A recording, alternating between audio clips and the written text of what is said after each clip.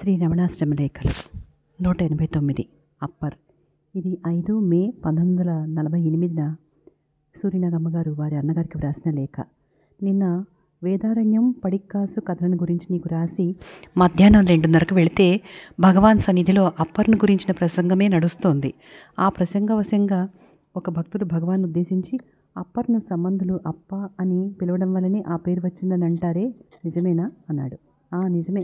వారికి తల్లిదండ్రులు పెట్టిన పేరు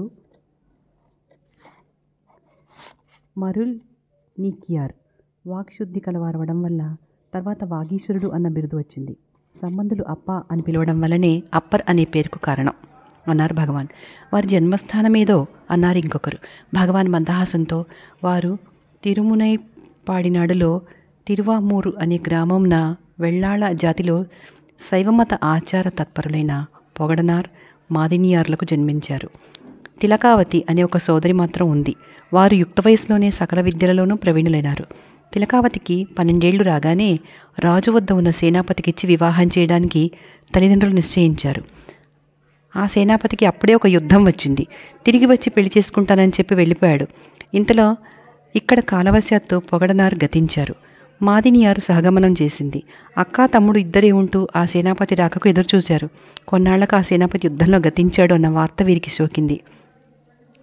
తల్లిదండ్రులు నన్ను అతనికి ఇస్తామన్నారు కనుక నా ఈ శరీరం వారిదే, నేను సహగమనం చేస్తాను అని తిలకావతి బయలుదేరింది.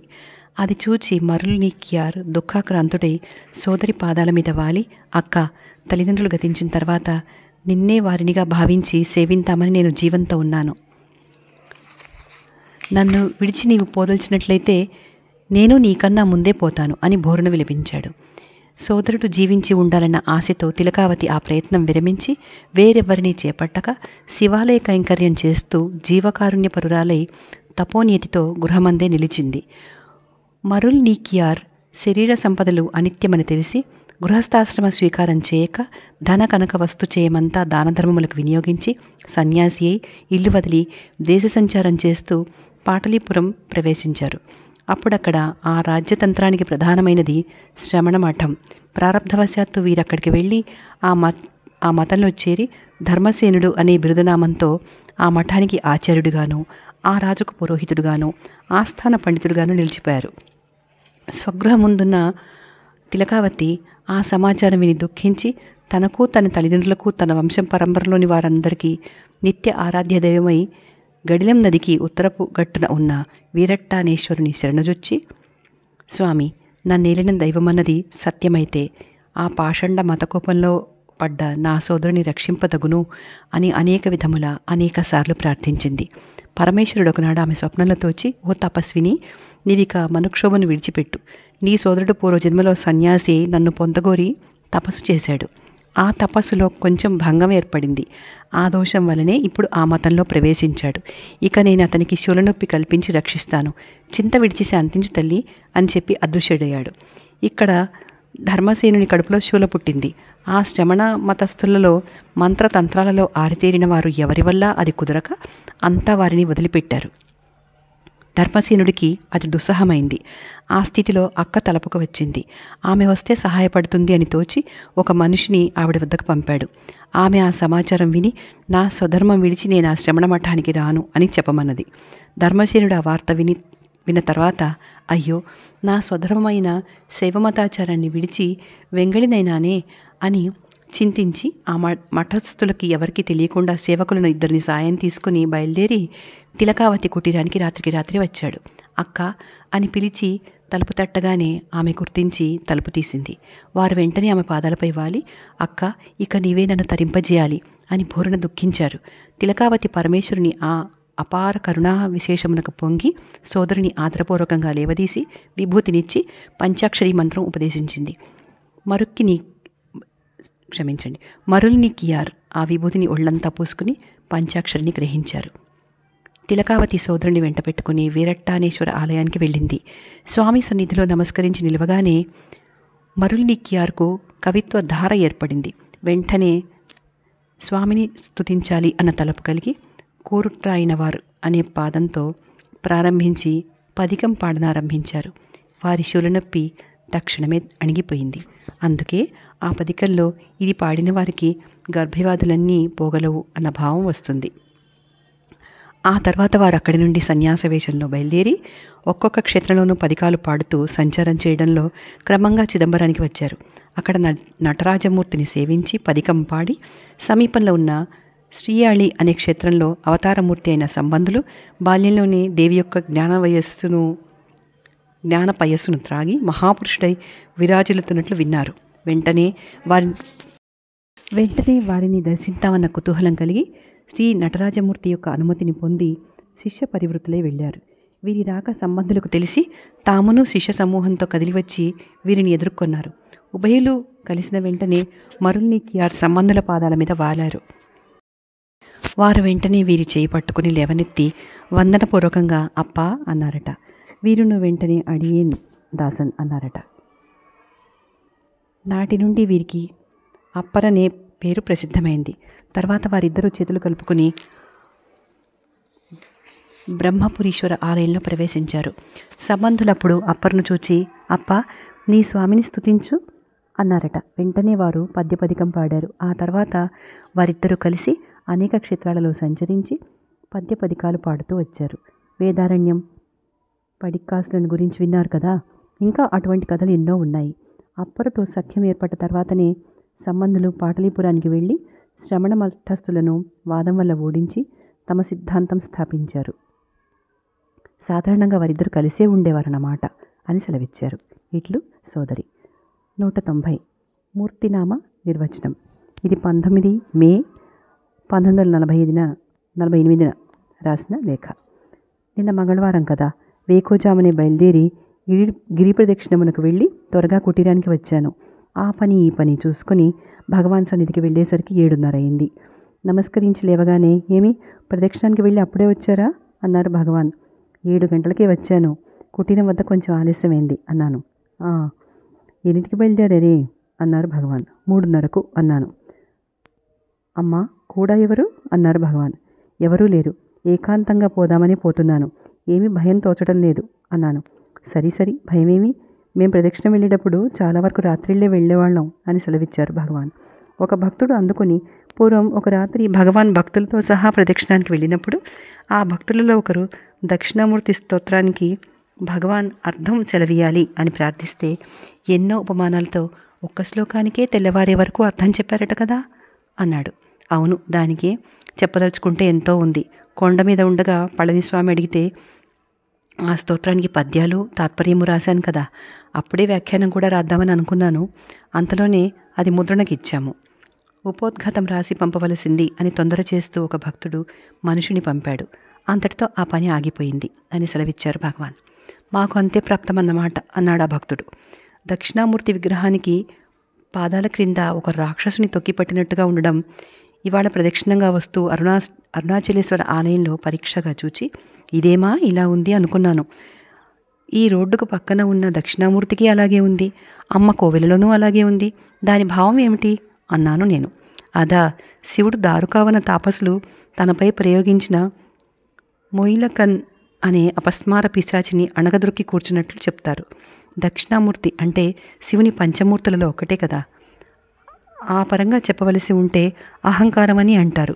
ఏదో ఒకటి అన్నారు భగవాన్. అహంకారానికి రూపమేమున్నది, ఇలా చెప్తారెందుకో అన్నాను. దక్షిణామూర్తి అంటే మాత్రం రూపమా ఏమిటి?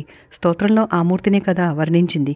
విశ్వం దర్పణ దృశ్యమాన నగరి బీజస్యాంతరివాంకురో నానాఛిద్ర ఘటోదర స్థిత మహాదీప ప్రభాభాస్వరం. ఇవన్నీ ఏమిటి? ఆ మూర్తినే కదా సూచించేది. ఆ మూర్తిని కల్పించినట్లే ఇదిను అని సెలవిచ్చారు భగవాన్. వేరొకరు అందుకుని వాల్మీకి వాల్మీకంలో నుండి లేవడం వల్ల ఆ పేరు వచ్చిందని, వ్యాసునకు వేదములను విభజించడం వల్ల వ్యాసనామం ఏర్పడ్డదని అంటారు. వశిష్ఠుని పేరు ఏ కారణం వల్ల వచ్చిందో అన్నారు. వశిష్ఠుడంటే అన్నిటికీ విశిష్టమైన వస్తువును ఎరిగి ఇతరులకు బోధింపగల సమర్థుడన్నమాట అని సెలవిచ్చారు భగవాన్.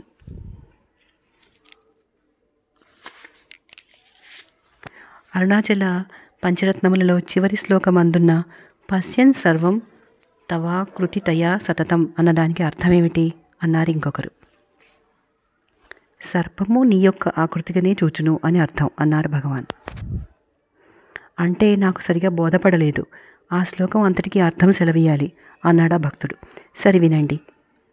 త్వయ్యర్పిత మనసా, నీకు అర్పింపబడిన మనసుతో, పశ్యన్ సర్వం తవాకృతితయా సతతం, సర్వము నీ ఆకృతిగానే సదా చూస్తూ, త్వాం నిన్ను, భజతే నన్య ప్రీత్యా అనన్య భక్తితో సేవించునో,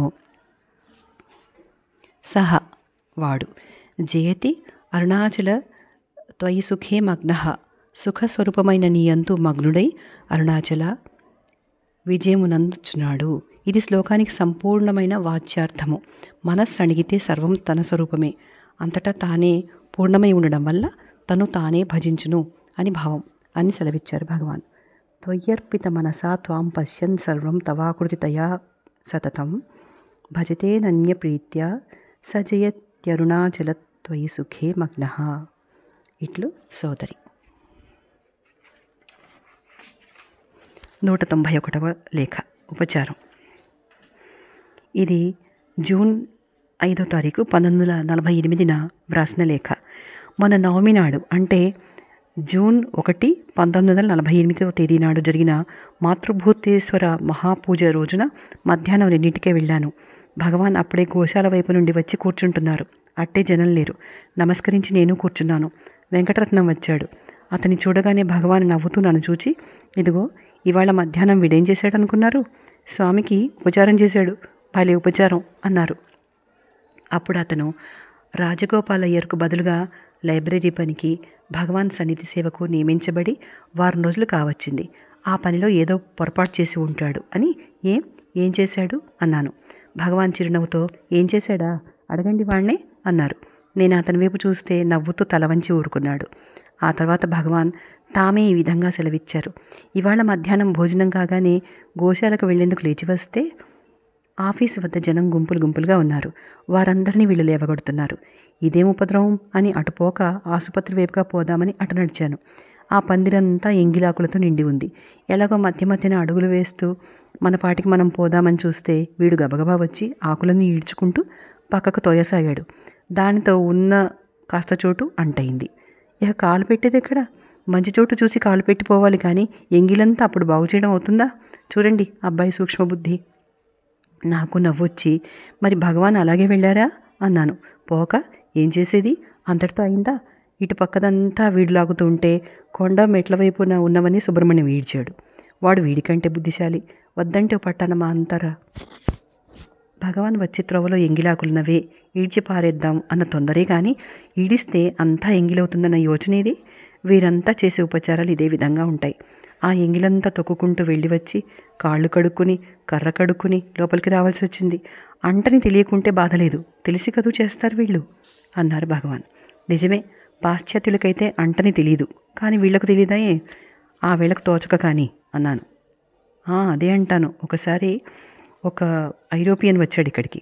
అందరితో పాటు తాను అన్నం తిని చేయి జేబురుమాలకు తుడుచుకుని నేను లేచేదాకా అలాగే కూర్చున్నాడు. అప్పుడు ఎవరి విస్తరి వాళ్ళు ఎత్తి చేత్తో పట్టుకుని పోయేవాళ్ళు కదా. అందువల్ల ఆ చోటు అంటే ఉంది. నాది కాగానే అతను లేచి ఎంగిలి తొక్కుకుంటూ పోతుంటే ఇక్కడి వారంతా అయ్యో ఎంగిలి తొక్కకుండా పోండి అంటారు. వీరి మాట వారికేం తెలుసు? ఇంగ్లీష్లో నేను కూడా చెప్పాను. అయితేనే వారికి అది అంటన్నది తెలిస్తే కదా నా మాట అర్థమయ్యేందుకు. తొక్కుతూనే వెళ్ళాడు. తర్వాత వారికి అది అంటని తెలీదు. అందువల్ల వారికి ఏమీ దోషం లేదులేండి అని అక్కడ వారికి చెప్పి సమాధానపరిచాను. నిజంగా వారి దేశంలో వారికి అది ఆచారంగా లేదు. అందువల్ల అంటూ అని వారికి తెలీదు. తెలియకుంటే సరే, తెలిసి చేస్తేనే పట్టుకుంటుంది. వీళ్ళకిప్పుడు తెలియకనా చేశారు. భగవాన్ మీద భక్తి ఉపచారం అంటూ నవ్వారు భగవాన్. భగవాన్కు ఉపచారం చేసేందుకు ఎవరికి శక్యం? అపచారం చేయకుండా ఉంటే అంతే చాలు అన్నాను. అది సరి, దానికే అసంగతి చెప్తాను. భగవాన్ వస్తున్నారు, త్రోవలో లేవండి అని సుఖంగా మాట్లాడుకుంటూ నుంచున్న వారిని కూర్చున్న వారిని లేవగొడతారు. ప్రక్కకు తప్పుకొని పోతే పోయేదానికి వాళ్ళకెందుకు ఉపద్రవం కలిగించడం? అదేనా భగవాన్కు ఉపచారం? మన పనేదో మనం చూసుకుని పోవాలి కానీ అంతా క్లీన్గా ఉంచాలంటే కుదురుతుందా? ఒక్కొక్కరు ఒక్కొక్క విషయంలోనూ అంతే. భగవాన్కి ఇది కావాలి అది కావాలి అని చెప్పి అందరికీ తొందర కలిగిస్తారు. భగవాన్కి ఏం కావాలి? అందరికీ తొందర కలిగించడమేనా భగవాన్కి కావాల్సింది? పేరు మనది, పైగా అంతా భగవాన్కు కైంకర్యం చేస్తున్నాం, ఉపచారం చేస్తున్నాం అంటారు. ఒకటే కైంకర్యం, ఒకటే ఉపచారం, ఏమీ చేయకుండా ఉంటే, ఊరికే ఉంటే అదే గొప్ప ఉపచారం అని సెలవిచ్చారు భగవాన్. ఇట్లు సోదరి.